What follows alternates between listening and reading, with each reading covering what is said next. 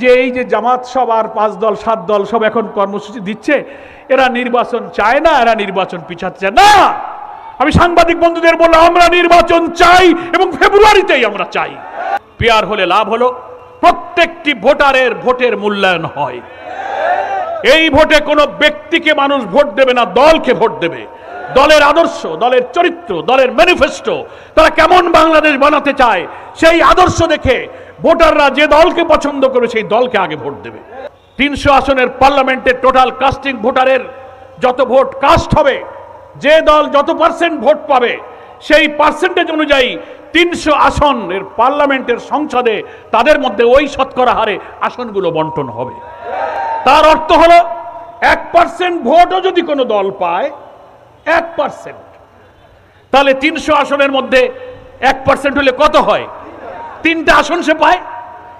তাহলে ছোট বড় ক্ষুদ্র যে কোনো দল সে যদি এই পিয়ার পদ্ধতিতে 1% ভোট পায় তাহলে সে পার্লামেন্টে 3টা আসন পাবে। দোষর ঘৃণ্য অপরাধীদের বিচার নিশ্চিত করা, লেভেল প্লেইং ফিল্ডকে নিশ্চিত করা, এই সব দাবি বাস্তবায়নের পথে আমরা দেখছি রহস্যজনকভাবে একটি প্রভাবশালী শক্তি সরকারের উপরে জোর খাটিয়ে লেভেল প্লেইং ফিল্ড বাস্তবায়ন করতে দিচ্ছে না। দৃশ্যত মনে হয় সরকার কোন চাপের মুখে যেন দুর্বল হয়ে মাথা নত করেছেন। সরকারকে সজাগ করার জন্য দেশবাসীকে সাথে নিয়ে আমরা নিয়মতান্ত্রিক পথে সেই জন্য আন্দোলনের রাজপথে কর্মসূচি ঘোষণা করেছি। গত 15ই সেপ্টেম্বর ঢাকা থেকে আমরা সারা দেশব্যাপী সেই কর্মসূচি ঘোষণা করেছিলাম। গতকাল ছিল তার প্রথম দিন। রাজধানী ঢাকায় বিক্ষোভ সমাবেশ এবং মিছিল, বিশাল বিক্ষোভ মিছিলের মধ্য দিয়ে আমরা গতকাল সেই কর্মসূচি পালন করেছি। আজকে বাংলাদেশের 7টি বিভাগীয় সদরে সমাবেশ এবং বিক্ষোভ হচ্ছে। আগামী 26 তারিখে বাংলাদেশের সকল জেলা উপজেলায়, গ্রামে গঞ্জে, শহরে নগরে জনগণকে ন্যায্য দাবির ভিত্তিতে ঐক্যবদ্ধ করার জন্য আমরা কর্মসূচি পালন করব ইনশাআল্লাহ। প্রিয় দেশবাসী, আমাদের এই যে 5 দফা দাবি, এটা জনগণের আকাঙ্ক্ষা নাকি বলেন? এই দাবির ব্যাপারে প্রধান উপদেষ্টা জাতির কাছে প্রতিশ্রুতিবদ্ধ। গত 5ই আগস্ট জাতীয় সংসদের দক্ষিণ প্লাজায় দাঁড়িয়ে জুলাই ডিক্লারেশনের নামে যে জুলাই ঘোষণা তিনি দিয়েছিলেন, সেইখানে তিনি অঙ্গীকার করেছিলেন বিদ্যমান রাষ্ট্র ব্যবস্থার দুর্নীতিগ্রস্ত দলীয়করণের ধ্বংসপ্রাপ্ত সমস্ত প্রতিষ্ঠান অর্গানগুলোকে নতুন করে সংস্কার করা হবে। আমরা সেই সংস্কার কাজে সরকারকে সাহায্য করছি, কিন্তু এখন দেখতে পাচ্ছি সেই সংস্কারের জন্য ঐক্যমত্য কমিশনের প্রচেষ্টার সামনে একটি দুঃখজনক অন্তরা এবং বাধার সৃষ্টি করা হচ্ছে। আমরা জুলাই সনদের প্রশ্নে প্রথম কথা বলতে চাই। জুলাই সনদ কি? তার আগে জুলাই ডিক্লারেশন, জুলাই ঘোষণা বলা হয়েছে, আর এখন চলছে জুলাই সনদের আলোচনা এবং বাস্তবায়নের দাবি। জুলাই ঘোষণা 5ই আগস্ট দেওয়া হয়েছিল। 24-এর গণ অভ্যুত্থানের ঐতিহাসিক প্রেক্ষাপট তুলে ধরে দেশের কোটি কোটি মানুষের ত্যাগ, জীবনদান, শাহাদাতকে স্মরণ করে বাংলাদেশের স্বাধীনতার ইতিহাসকে সামনে রেখে এদেশের জনগণের এই ঐতিহাসিক অবদানকে সংবিধানের স্বীকৃতি দেওয়ার জন্য একটা জুলাই ঘোষণার দাবি আমরা করেছিলাম। সেটা সেদিন দেওয়া হয়েছিল। সেখানেও লেভেল প্লেইং ফিল্ড মেনটেন করা হয় নাই। জুলাই ঘোষণার যে ড্রাফট করা হয়েছিল, খসড়া করা হয়েছিল, যতগুলো অনুচ্ছেদ করা হয়েছিল, আমরা বলেছিলাম সকল রাজনৈতিক দল, স্টেক হোল্ডারকে তার কপি দেয়া হোক, আমরা পরামর্শ দেব। একটা খসড়া পেয়ে আমরা যেসব পরামর্শ দিয়েছিলাম, চূড়ান্ত যখন করে 5 তারিখে প্রধান উপদেষ্টা যখন জাতির সামনে পড়লেন, দেখলাম আমাদের অনেক পরামর্শ সেখানে গ্রহণ করা হয় নাই, বরং সেই জুলাই ঘোষণার মধ্যে একটি দলের চিন্তাকে প্রাধান্য দেওয়া হয়েছে। আমরা তারপর সাংবাদিক সম্মেলন করে বলেছি এই জুলাই ঘোষণাকে সংশোধন করতে হবে। ওনারা এখনো সংশোধন করেননি, এখনো সংশোধনের সময় আছে। সেদিকে আমি প্রধান উপদেষ্টাকে আমি মনোযোগ আকর্ষণ করছি। তারপরে এসছে জুলাই সনদ। জুলাই চার্টার। সেটা কি? সেটা হচ্ছে বিদ্যমান রাষ্ট্র ব্যবস্থাকে সংস্কারের জন্য একটি সিদ্ধান্তের ভিত্তিতে প্রধান উপদেষ্টা 6টি সংস্কার কমিশন গঠন করেছিলেন, রিফর্ম কমিশন। একটা ছিল জনপ্রশাসন, দ্বিতীয় ছিল পুলিশ অ্যাডমিনিস্ট্রেশন, তৃতীয় ছিল জুডিশিয়ারি বিচার ব্যবস্থা, চতুর্থ ছিল সংবিধান সংস্কার, পঞ্চম ছিল নির্বাচন ব্যবস্থার সংস্কার, ষষ্ঠ ছিল দুর্নীতি দমন কমিশনের সংস্কার। 6 জনকে চেয়ারম্যান করে 6টি রিফর্ম কমিশন করা হয়েছিল। তারা রাজনৈতিক দলগুলোর কাছে পরামর্শ চেয়েছিলেন। আমরা জামাত ইসলামী সহ রাজনৈতিক দল লিখিত পরামর্শ দিয়েছি। ভিন্ন ভিন্ন দলের ভিন্ন মত আসার কারণে সকলকে কি করে ঐক্যমত্য করা যাবে, আবার সর্বদলীয় মিটিং করে প্রধান উপদেষ্টা আরেকটা কমিশন করলেন, তার নাম দেয়া হলো ঐক্যমত্য কমিশন। তাহলে কয়টা কমিশন হলো? 2টা হলো। একটা হলো সংস্কার কমিশন, আর একটা হলো ঐক্যমত্য কমিশন। সংস্কার কমিশনের 6 জন চেয়ারম্যান 6টা বিভাগে। দেখা গেল রাজনৈতিক দলগুলো ভিন্ন ভিন্ন মত। আমরা প্রধান উপদেষ্টার ডাকে সেখানে সাড়া দিয়ে গেলাম। আমরা বললাম ঠিক আছে, সকলকে একটা ইউনিফর্ম থিঙ্কিংয়ে এনে সব সংস্কারের বিষয়ে আমরা একমত করার জন্য এই ঐক্যমত্য কমিশনকে আমরা সাহায্য করব। 6টি কমিশনের চেয়ারম্যানকে সংযুক্ত করা হলো। প্রধান উপদেষ্টা সেই ঐক্যমত্য কমিশনের চেয়ারম্যান হলেন। কো চেয়ারম্যান হলেন প্রফেসর ডক্টর আলী রিয়াজ। তিনি কো চেয়ারম্যান হিসেবে ঐক্যমত্য কমিশনের দায়িত্ব পালন করছেন। তিনি চেষ্টা করলেন সকল দলকে দফায় দফায় বৈঠকে, কয়েকটা মাস ধরে আপনারা টেলিভিশন অনলাইন মিডিয়াতে দেখছেন, বারবার বসা হচ্ছে এক করার জন্য। 166টা সংস্কার প্রস্তাব দেওয়া হয়েছিল। সব দল আমরা বিস্তারিত অধ্যয়ন করে আমরা সরকারকে পরামর্শ দিয়েছিলাম, আমাদের মতামত জানিয়েছি। তার মধ্যে 84টি সংস্কারের ব্যাপারে সবাই আমরা একমত হয়েছি। 19টি মেজর রিফর্ম প্রস্তাব গুরুত্বপূর্ণ সাংবিধানিক প্রশ্নে এসে দলগুলোর মধ্যে ভিন্ন মত দেখা দিল। সরকার সেখানে দফায় দফায় 2 মাস ধরে ঐক্যমত্য কমিশন বসছেন এবং চেষ্টা করছেন।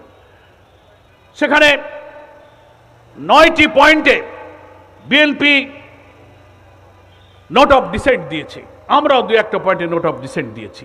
মেজর কিছু রিফর্ম ইস্যুতে এসে মত পার্থক্য হয়েছে এবং বিদ্যমান রাষ্ট্র ব্যবস্থাকে সংস্কার করার জন্য খুব গুরুত্বপূর্ণ সাংবিধানিক কিছু বিষয়ে আমরা সিদ্ধান্ত নিতে যাচ্ছি। এই কারণে 17 বছর যে ফ্যাসিবাদী শাসন, যে রাষ্ট্র কাঠামোর কারণে শাসকরা কর্তৃত্ববাদী স্বৈরাচারী হয়ে ওঠে, আমরা এমন একটি রাষ্ট্র কাঠামো নতুন করে বানাতে চাই যেন এই রাষ্ট্র কাঠামোতে যিনি নির্বাচিত হবেন তিনি যেন আর কর্তৃত্ববাদী ফ্যাসিবাদী না হয়ে ওঠেন।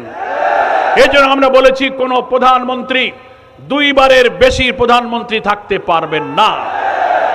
আমরা বলেছি রাষ্ট্রপতি প্রধানমন্ত্রীর মধ্যে ক্ষমতার ভারসাম্য রাখতে হবে। সাংবিধানিক যত পদ, কনস্টিটিউশনাল পোস্ট, গুরুত্বপূর্ণ জায়গাগুলোতে প্রধানমন্ত্রীর ইচ্ছা ছাড়া আগে নিয়োগ দেওয়া যেত না। দুর্নীতি দমন commission, PSC, public service commission, অনেক কনস্টিটিউশনাল পোস্ট আছে। আমরা বলেছি তারপরে প্রধান বিচারপতি, অ্যাপিলেট ডিভিশনের বিচারপতি নিয়োগ, কোনো কিছুই প্রধানমন্ত্রীর ইচ্ছা ছাড়া রাষ্ট্রপতির এগুলো নিয়োগ দেওয়ার কোনো সুযোগ ছিল না। এই করেই কিন্তু একটা দেশের সরকার প্রধান কর্তৃত্ববাদী হয়ে ওঠে। সেই কারণে আমরা বলি এটা রিফর্ম করতে হবে, এটার জন্য সেপারেট অ্যাপয়েন্টিং অথরিটি করতে হবে। এটার জন্য সাংবিধানিক পদ, গুরুত্বপূর্ণ পদ, বিচার ব্যবস্থার বিচারপতিদের পদ, তারপরে তত্ত্বাবধায়ক সরকারের প্রধান কিভাবে নির্বাচিত হবেন, তার জন্য সংস্কারে আমরা জামাত ইসলামী লিখিতভাবে অনেক গুরুত্বপূর্ণ প্রস্তাব দিয়েছি। 31টি দল ঐক্যমত্য কমিশনে আলোচনা করে এই সব প্রস্তাবে 25টি দল আমরা একমত হয়েছি। বিএনপি সহ 6টি দল তারা মানতে রাজি না। আমরা বলেছি নির্বাচন পদ্ধতি, ইলেকটোরাল সিস্টেমে প্রপোর্শনাল রিপ্রেজেন্টেশন সিস্টেম, সংখ্যানুপাতিক পদ্ধতিতে নির্বাচন হতে হবে। তার যুক্তি আমরা দিয়েছি। লিখিতভাবে রিফর্ম প্রপোজালে আমরা বলেছি 2 কক্ষ বিশিষ্ট পার্লামেন্ট, আপার হাউস লোয়ার হাউস হবে, 2 কক্ষেই আমাদেরকে পিআর চালু করতে হবে। আমরা বলেছি পিআর হলে লাভ কি? পিআর হলে লাভ হলো প্রত্যেকটি ভোটারের ভোটের মূল্যায়ন হয়। এই ভোটে কোনো ব্যক্তিকে মানুষ ভোট দেবে না, দলকে ভোট দেবে। দলের আদর্শ, দলের চরিত্র, দলের ম্যানিফেস্টো, তারা কেমন বাংলাদেশ বানাতে চায় সেই আদর্শ দেখে ভোটাররা যে দলকে পছন্দ করবে সেই দলকে আগে ভোট দেবে। According to ratio of vote, 300 আসনের পার্লামেন্টের টোটাল কাস্টিং ভোটারের যত ভোট কাস্ট হবে, যে দল যত পার্সেন্ট ভোট পাবে সেই পার্সেন্টেজ অনুযায়ী 300 আসনের পার্লামেন্টের সংসদে তাদের মধ্যে ওই শতকরা হারে আসনগুলো বন্টন হবে।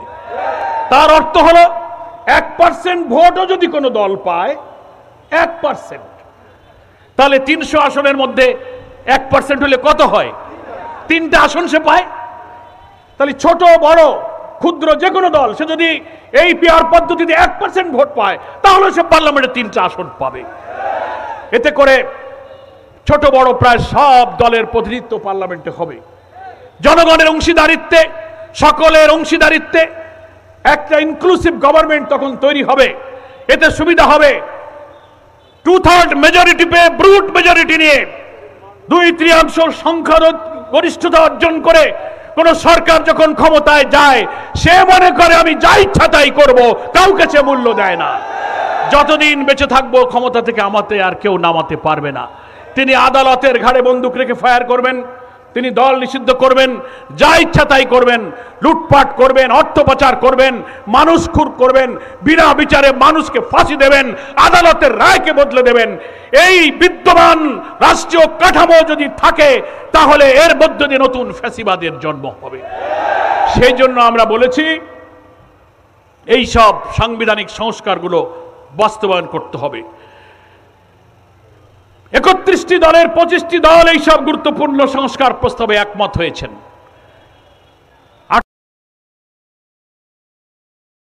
8-9টা জায়গায় বিএনপি আপত্তি দিয়েছে। তারা পিআর উভয় হাউজে মানতে চান না। প্রধানমন্ত্রী 10 বছরের বেশি থাকতে পারবেন এই পদ তারা মানতে চান না। সাংবিধানিক পদগুলোতে প্রধানমন্ত্রীর ইচ্ছা অনুযায়ী নিয়োগ হবে, এটা বাদ দিয়ে আলাদা অ্যাপয়েন্টিং অথরিটি হবে, সব জায়গায় তারা তা মানতে চান না। এই সব সময় কম গুরুত্বপূর্ণ জায়গায় তারা আপত্তি করছেন। তার অর্থ হলো পিআর তারা এই জন্য মানতে চান না, কারণ পিআরে যখন দলকে নির্বাচিত করা হয় সেই নির্বাচনে ব্যক্তির কোনো ইন্টারেস্ট থাকে না। কি বলেন, ঠিক কিনা? আমি গোলাম পরোয়ার যদি দেখি যে না এখানে আমি এমপি হব কি হব না তার তো কোনো গ্যারান্টি নেই, বলে আমি কেন কালো টাকা, কেন মাস্তানি, কেন পেশি শক্তি করে আমি নির্বাচনে কারচুপি করতে যাব। ফলে পিআর পদ্ধতি হলে ব্যক্তির স্বার্থ থাকে না বলে কালো টাকা, পেশি শক্তি, মনোনয়ন বাণিজ্য, কোটি টাকা দিয়ে মনোনয়ন পাওয়ার এই ব্যবসা তখন বন্ধ হয়ে যাবে। প্রত্যেকটি ভোটারের ভোটের মূল্যায়ন হবে। আরেকটি লাভ হবে কি, পার্লামেন্টে হবে কোয়ালিটি পার্লামেন্ট, রিচ পার্লামেন্ট। দল যখন তার নেতৃবৃন্দের মধ্য থেকে বাছাই করবে, দলই জানে তার দলের মধ্যে সবচেয়ে আইনজ্ঞ, বিশেষজ্ঞ, দক্ষ, আইন জানা, গুরুত্বপূর্ণ, শিক্ষিত পার্লামেন্টে রিপ্রেজেন্ট করতে পারে এই নেতৃত্ব কারা সেটা দল সবচেয়ে ভালো জানে। কি বলেন, ঠিক কিনা? এই জন্য দল বেছে বেছে এই পার্লামেন্টে ভোটের শতকরা হারে যদি আমি 50 জন পাই, 60 জন পাই, 10 জন পাই, সেই 10 জনকে দল উইল নমিনেট দেয়ার এমপি, দলই তাদেরকে মনোনয়ন দেবে। এই পদ্ধতি চালু না থাকায় এই বাংলাদেশে আওয়ামী লীগ, বিএনপি, জাতীয় পার্টি, আওয়ামী লীগ, আমি বলবো সব দলের মধ্যে অতীতের এই ট্রেডিশনাল ইলেকশনের কারণে বহু যোগ্য নেতা কেন্দ্রে ছিল যারা চাঁদাবাজি, মস্তানি, কালো টাকা খেলতে পারেননি বলে অনেক টাউট নেশাখোরের কাছে নির্বাচনে তারা এলাকায় হেরে গেছে। কি বলেন, ঠিক কিনা? ফলে এই পিআর পদ্ধতি চায় না তারাই যারা কালো টাকা দিয়ে কোটি কোটি টাকার মনোনয়ন বাণিজ্য করতে পারবে না, তারা পিআর ঠেকাতে চায়। সকল দলের প্রতিনিধিত্বের মধ্য দিয়ে একটি অংশীদারিত্বের সরকার আসলে কর্তৃত্ববাদী সরকারের শাসন চালাতে পারবে না যারা, তারা পিআর ঠেকাতে চায়। এই জন্য তারা পিআরের বিরোধিতা করছেন। ঠিক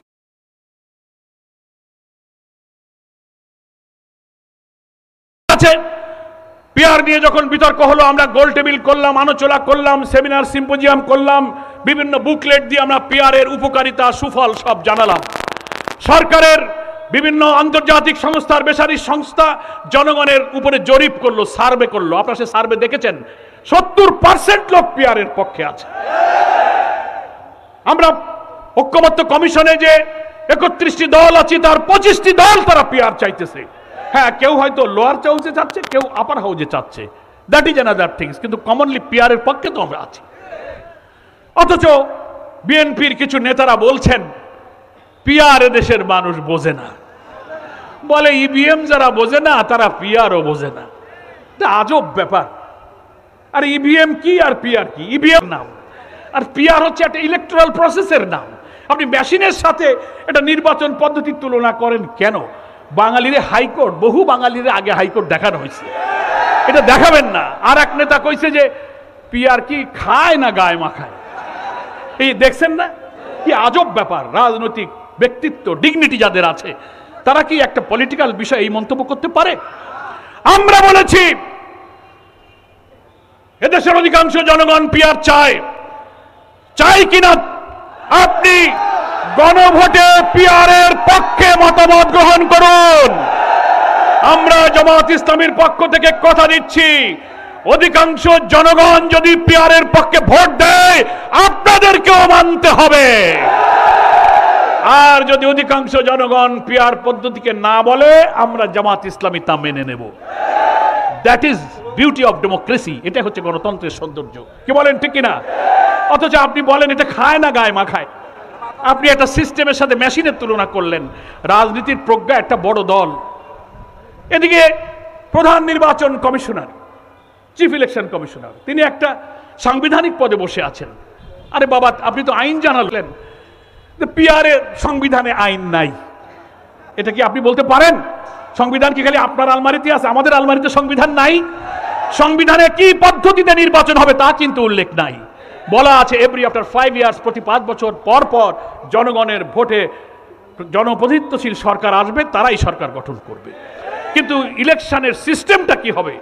ট্র্যাডিশনাল সিস্টেম, পিআর পদ্ধতি, যে কোনো সিস্টেমের কথা ওখানে আলাদা করে কোনো উল্লেখ নাই। এটা সরকার, রাজনৈতিক দল, স্টেক হোল্ডার, ইলেকশন কমিশন আলাপ আলোচনার ভিত্তিতে আমরা সিদ্ধান্ত নিতে পারি। তো ফলে আপনি প্রধান নির্বাচন কমিশনার হিসেবে চট করে একটা মন্তব্য করে দিলেন সংবিধানে পিআর এর কথা নাই। তাহলে এখন যে পদ্ধতি আছে এটা কি সংবিধানে আছে? এটাও তো নাই। আপনি যে বসে আছেন ওখানে চিফ ইলেকশন কমিশন, সেটা কোন সংবিধানের ভিত্তিতে বসে আছে? ওটাও তো সংবিধানে নাই। আপনি যে আগামী 26 ফেব্রুয়ারিতে ইলেকশন করবেন সেটা কোন সংবিধানে আছে? আপনি যদি শেখ হাসিনার সংবিধান অনুযায়ী প্রতি 5 বছর পর পর নির্বাচনের বিধান মানতে চান, তো গত নির্বাচন হচ্ছে কত সালে? 24 সালে। 5 বছর পর হতে গেলে 29-এ হইতে হয়। তা আপনি 26-এ যে ইলেকশন করবেন সেটা কোন সংবিধানে আছে? ফলে সংবিধান এখানে আমাদের কাছে বড় কথা নয়। বড় কথা হচ্ছে 24 জুলাইয়ের গণ অভ্যুত্থানের যে গণ আকাঙ্ক্ষাকে আপনাকে ধারণ করতে হবে। বাংলাদেশের সংবিধানে will of the people, article 7 অনুচ্ছেদে বলা আছে জনগণের আকাঙ্ক্ষাই হচ্ছে সংবিধান। 17 বছরের স্বৈর শাসনকে এক সাদর রক্তের বিনিময়ে বিদায় দেওয়ার মধ্য দিয়ে জুলাই অভ্যুত্থানের যে আকাঙ্ক্ষা তৈরি হয়েছিল, সেই আকাঙ্ক্ষার ভিত্তিতে ইউনিসেফ প্রধান উপদেষ্টা, সেই আকাঙ্ক্ষার ভিত্তিতে আপনি চিফ ইলেকশন কমিশনার, সেই আকাঙ্ক্ষার ভিত্তিতে আগামী ইলেকশন। এখানে যেই আমরা পিআরের কথা বলি সেই আপনি সংবিধান দেখান। সাহস থাকলে গণভোট দেন। জনগণের রায়ের প্রতি আমরা শ্রদ্ধা রাখি, আপনি সাহস থাকলে গণভোট দেন। তা না দেখে আপনি গায়ের জোরে ঠেলে নিয়ে চলে যাবেন। মনে রাখবেন, গায়ের জোরে দেশ শাসন করার দিন শেষ হয়ে গেছে। সেই বাংলাদেশ এখন আর সেই বাংলাদেশ নয়। বিরোধী দলকে দমন করে দমন, পীড়ন, খুন, ফাঁসি, জেল, রিমান্ড, আয়নাঘর দিয়ে আজীবন ক্ষমতায় থাকার স্বপ্ন যারা দেখেন, সেই দিন শেষ হয়ে গেছে। আবার এই বিদ্যমান রাষ্ট্র কাঠামোতে আমরা বলতে চাই, মেজর গুরুত্বপূর্ণ সংস্কারগুলো বাস্তবায়ন না করে যদি বিদ্যমান রাষ্ট্র কাঠামোতে আবার নির্বাচন হয়, আরেকটি হাসিনার জন্ম হবে, আরেকটি ফ্যাসিবাদের জন্ম হবে। বাংলার মানুষ তা হতে দেবে না। প্রিয় রংপুরবাসী, এই জুলাই সনদকে আইনি ভিত্তি দিতে হবে। অনেকে প্রশ্ন করছেন আইনি ভিত্তি কিভাবে দেবেন? আমার বিএনপির দোস্ত বন্ধুরা বলছেন আগামী নির্বাচনে যারা আসবে, নতুন পার্লামেন্ট হবে, তারাই সংবিধান সংস্কার করে এর আইনি ভিত্তি দেবে। আমরা বলি কয় চুন খেয়ে গাল পুড়েছে, দই দেখলে ভয় লাগে। ইতিমধ্যে স্থায়ী কমিটির একজন সদস্য বক্তব্য দিয়েছেন, নির্বাচন এই ঐকমত্য কমিশনে এই যে সংস্কার, এই যে কমিশন, এই যে আইন বদলানোর জন্য চেষ্টা করতেছেন, যা বদলাবেন আমরা ক্ষমতায় গিয়ে সব পাল্টায় দেব, সব মুছে দেব। দেখেছেন না বক্তৃতা করেছে। তাহলে যাওয়ার আগেই যদি মুছে দেন তো গেলে কে ক্ষমতা যে আমরা জানি না, আল্লাহ কার কপালে রাখছে, তো যাইয়ে তো পারেন নাই, যাওয়ার আগেই তো মুছে দেওয়া আরম্ভ করছেন। ফলে আপনাদের কথার উপরে কোনো বিশ্বাস রাখা যায় না। এই জন্য আমাদের কাছে ঐকমত্য কমিশন প্রস্তাব চেয়েছিল আপনারা আইনি ভিত্তি দেওয়ার জন্য সাজেশন দেন। আমরা আমাদের লয়ারদেরকে এক্সপার্ট কমিটি করে আমরা লিখিতভাবে পরামর্শ দিয়েছি, বিভিন্ন দল পরামর্শ দিয়েছে। সেই পরামর্শ নিয়ে ঐকমত্য কমিশন বিচারপতি, জজ, ইউনিভার্সিটির লয়ার প্রফেসরদের কিনে একটা লিগ্যাল এক্সপার্ট কমিটি করেছে। সেই কমিটিতে সিদ্ধান্ত হয়েছে, তারা সুপারিশ করেছে দুইটা অপশন আছে। কয়টা মনে রাখবেন, অনেকে বিভ্রান্তি করায়। দুইটা পদ্ধতি, একটা হচ্ছে একটা কনস্টিটিউশন অর্ডার 2025, একটা সংবিধান আদেশ জারি করতে হবে রাষ্ট্রপতিকে। কি দিয়ে? এতদিনে ঐকমত্য কমিশনে রাষ্ট্র সংস্কারের যত বিষয় আমরা একমত হয়েছি, এইগুলোই হচ্ছে জুলাই চার্টার, এটাই হচ্ছে জুলাই সনদ। এটাকে সমস্ত সংসারের বিষয়গুলো, সমস্ত সংস্কারের বিষয়গুলোকে জুলাই সনদের মধ্যে অন্তর্ভুক্ত করে এটাকে এই জুলাই সনদের মর্যাদা দিয়ে, আইনি ভিত্তি দিয়ে, এর ভিত্তিতে আগামী নির্বাচন করতে হবে। এটাই হচ্ছে আইনি ভিত্তি। ঐকমত্য কমিশনের লিগ্যাল এক্সপার্ট আইনজ্ঞরা বলছেন একটা পদ্ধতি হচ্ছে কনস্টিটিউশন অর্ডার 2025, একটা সংবিধান আদেশ জারি করতে হবে রাষ্ট্রপতিকে। আর একটা হচ্ছে এই সংবিধান আদেশটার পক্ষে মতামত দেওয়ার জন্য একটা রেফারেন্ডাম, একটা গণভোট দিতে হবে। এই গণভোটে জনগণ যদি ওই জুলাই সনদের মধ্যে যত সংস্কার প্রস্তাব, পিআর সহ যা যা আমরা একমত হয়েছি, এইগুলো যদি জনগণ মেনে নেয়, তখনই এটার একটা আইনি ভিত্তি তৈরি হবে। এইটাকে বাতিল করার কোনো পদ্ধতি আর থাকবে না। আমাদের 5 দফার মধ্যে এটাই হচ্ছে প্রথম, যে এই জুলাই সনদকে যা যা সংস্কারে আমরা একমত হয়েছি, এইটাকে জুলাই সনদের অন্তর্ভুক্ত করে আপনি একটা কনস্টিটিউশন অর্ডার জারি করুন, তারপরে আপনি গণভোটের ব্যবস্থা করুন, তারপরে আগামী নির্বাচন হবে। আমাদের বন্ধুরা যারা সবসময় একটা বিগ ব্রাদারলি অ্যাটিটিউড, বড় ভাই সুলভ ক্ষমতার দাপট দেখায়, ওনারা বলছেন না, এটা আদালতে 106 অনুচ্ছেদ অনুযায়ী সুপ্রিম কোর্টের পরামর্শ চাওয়া হোক। আমরা বলেছি এই রাজনৈতিক সংকট সংস্কারকে সুপ্রিম কোর্টে নেওয়া যাবে না। কোর্টে গেলেই প্যাচ লাগাবে। শেখ হাসিনা সব কিছু কোর্টে নিয়ে আদালতের ঘাড়ে বন্দুক রেখে ফায়ার করেছে। পার্লামেন্টের আইনি সংসদে গিয়ে কেয়ারটেকার বাতিল করে দিল। সংসদে এই সংস্কারের বৈধতার জন্য পাঠানো যাবে না। এটাকে সংবিধান আদেশ দিয়ে এটাকে গণভোটে নিয়ে আইনি ভিত্তি দিতে হবে। আমার প্রিয় ভাইরা, ফলে আমরা অনেক প্রস্তাব দিয়েছিলাম। প্রেসিডেন্সিয়াল অর্ডিন্যান্স, 70-এর নির্বাচন যে লিগ্যাল ফ্রেমওয়ার্ক অর্ডারের ভিত্তিতে ছিল সেটা হতে পারে, কিন্তু এখন এক্সপার্টরা বলছেন যে না, এসব দরকার নাই, একটা সংবিধান আদেশ জারি হোক আর একটা গণভোটের ব্যবস্থা করা হোক। তখনও আমাদের বন্ধুরা বলতেছেন যে এটা এই নির্বাচনের আগে দরকার কি, আগামী পার্লামেন্ট আসুক। প্রধান উপদেষ্টার জুলাই ঘোষণার মধ্যে সেই দুর্বলতা, উনি লেভেল প্লেইং ফিল্ড রাখতে পারেননি। আমাদেরকে গোপন রেখে জুলাই ঘোষণার ড্রাফটকে আমাদের সকলের কাছে সাপ্লাই দেওয়া হয় নাই। জুলাই ঘোষণার 25 নম্বর অনুচ্ছেদে এই কথাটা উনি লিখে রেখেছেন যে আগামী নির্বাচিত সরকার এসে সেই সরকার যে সংস্কার করবে সেখানেই জুলাই সনদগুলো তার তফসিলে অন্তর্ভুক্ত করা হবে। তাহলে বোঝা যায় যে এই জুলাই ঘোষণা ড্রাফট করার সময় বিএনপির সাথে পরামর্শ করেছেন, জামাতের সাথে পরামর্শ হয় নাই। এই জন্য জুলাই ঘোষণা শুনে বিএনপির বন্ধুরা খুব খুশি যে আমরা যা চাইছিলাম তাই তো হয়েছে। এখন বলতে পারতেছে, সেই জন্য বলে যে না, জুলাই ঘোষণায় বলা আছে পরবর্তী সরকার এটা করিবে। আরে বাবা, পরবর্তী সরকার যদি করিবে তো আমাদের 6 মাস এত কষ্ট করে কেন সংস্কারের কাজে খাটালেন? এত কমিশন, এত ঐক্যমত, এত মিটিং কেন? তাহলে কিছুই দরকার ছিল না। বোঝা যায় যে একটা দুরভিসন্ধি আপনাদের মাথার মধ্যে আছে। সেজন্য আমি বলি যে আমাদের আইনি ভিত্তি দিয়ে এই নির্বাচনের আগেই সংবিধান আদেশ, গণভোট সব সারতে হবে, তারপর ফেব্রুয়ারিতে আমরা নির্বাচন চাই। এখনো 5 মাস সময় আছে, এটা সম্ভব। এইগুলো বলে পরবর্তী পার্লামেন্টের জন্য এটা রাখা যাবে না। কারা ক্ষমতায় আসবে জানি না, বিদ্যমান কাঠামো যদি না বদলানো হয়, এই কাঠামোর মধ্যে যেই ওখানে যাবে সেই হাসিনা, সেই ফ্যাসিবাদ হয়ে তৈরি হবে। তাই আমরা দাবিতে বলেছি যে আমাদের লেভেল প্লেইং ফিল্ড আপনারা মেনটেন করতে পারছেন না। প্রধান উপদেষ্টা লন্ডনে গিয়ে একটা পার্টির সাথে জয়েন্ট মিটিং করেছেন, যুক্ত প্রেস ব্রিফিং করেছেন, এটা লেভেল প্লেইং ফিল্ড হয়নি। আপনি নির্বাচনের তারিখ ফেব্রুয়ারিতেই করেন, দেশে এসে সবাইকে নিয়ে ঘোষণা দিতে পারতেন, লন্ডনে বসে ঘোষণা দিয়েছেন, লেভেল প্লেইং ফিল্ড করতে পারেননি। প্রধান নির্বাচন কমিশনার বলতেছেন পিআর সংবিধানে নাই, এটা বলার অক্তিয়ার নাই, এটা বিএনপির সুরে আপনি কথা বলেছেন, তার অর্থ হলো আপনি লেভেল প্লেইং ফিল্ড রাখতে পারেন নাই।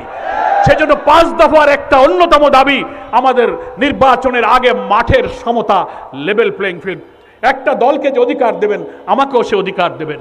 কোন বিষয়ে কারোর সাথে যে পরামর্শ করবেন, আমার সাথেও সে পরামর্শ করবেন। That is called level playing field. আপনি তা করতে পারছেন না। তারপরে আমরা বলেছি, ওয়াদা করেছিলেন নির্বাচনের আগে মানবতা বিরোধী ঘৃণ্য অপরাধে যারা অপরাধী, হাজার হাজার লোককে যারা হত্যা করলো, লাশ আগুনে পোড়ালো, হেলিকপ্টার থেকে মানুষ হত্যা করলো, রংপুরের অকুতভয় মৃত্যু ভয়হীন জুলাই যোদ্ধা আবু সাইদকে যারা খুন করলো, যার আত্মদান দুনিয়াকে শিহরণ করে বিপ্লবের রক্ত জাগিয়ে দিয়েছে, এই অপরাধীদের নির্বাচনের আগে দৃশ্যমান বিচার শেষ করতে হবে। ফ্যাসিবাদকে যারা এই 17 বছর টিকিয়ে রেখেছিল 14 দল আর জাতীয় পার্টি, এরা যদি আওয়ামী লীগের সাথে না থাকতো, এরা এই স্বৈরাচারী হয়ে ওঠার সুযোগ পেত না, এই নির্বাচনের বৈধতা পেত না। ফলে আওয়ামী লীগ যে অপরাধী, জাতীয় পার্টি 14 দল মেনন ইনুরা একই অপরাধী। আমরা তাদের রাজনৈতিক কার্যক্রমকে স্থগিত করতে বলেছি, নিষিদ্ধ করতে বলেছি। এই 5 দফা দাবি মানতে হবে। অনেকে বলছেন, ভাই আপনারা তো ঐক্যমত্য কমিশনে মিটিংয়ে যাচ্ছেন, তা আলোচনা তো শেষ হয়নি, এখন রাজপথে চলে গেলেন কেন? তাই চলে গেলাম কেন তা বোঝেন না? আপনি একটা জুলাই সনদ করবেন, ডিক্লারেশন করবেন, গোপনে ড্রাফট দিয়ে দেবেন বিএনপির কাছে, ও লেভেল প্লেইং ফিল্ড থাকে না। এইগুলো যত না করেন, আমরা এখনো আলোচনার টেবিলে বসতে রাজি। আমরা নিরাশ নই, আমরা আলোচনায় যাব, কিন্তু আপনি নিরপেক্ষভাবে আমাদেরকে ডাকেন। জনগণের যে opinion, will of the people article 7-এ বলা হয়েছে, সেই জনমত যাচাই করে সেই সিদ্ধান্ত নেন। যেহেতু নিচ্ছেন না, যেহেতু কারো দ্বারা প্রভাবিত হচ্ছেন, যেহেতু রাজনৈতিক কোনো শক্তির কাছে মাথা নত করছেন, সেই কারণে আমরা আন্দোলনে এসেছি। আপনি আমাদের ডাকেন, আমাদের আন্দোলন দরকার নেই, এগুলো মানলেই তো হলো। আমরাও তো ইলেকশন চাই। আমাদের আমিরে জামাত ডাক্তার শফিকুর রহমানই তো প্রথম বলেছিলেন যে ফেব্রুয়ারি হচ্ছে নির্বাচনের উপযুক্ত সময়। কি বলেছিলেন না? অনেকে আমাদের কথাকে ওনারা মিসপ্রোপাগান্ডা করে বলেন যে এই যে জামাত সব আর 5 দল 7 দল সব এখন কর্মসূচি দিচ্ছে, এরা নির্বাচন চায় না, এরা নির্বাচন পিছাতে চায় না। আমি সাংবাদিক বন্ধুদের বললাম, আমরা নির্বাচন চাই এবং ফেব্রুয়ারিতেই আমরা চাই, কিন্তু আমাদের এই সংস্কার, এই জুলাই সদনের আইনি ভিত্তি, এই বিচার, এই লেভেল প্লেইং ফিল্ড এবং ফ্যাসিবাদের দোসরদের কার্যক্রমকে নিষিদ্ধ করার মধ্য দিয়ে আমরা এই ফেব্রুয়ারি নির্বাচনে যাব।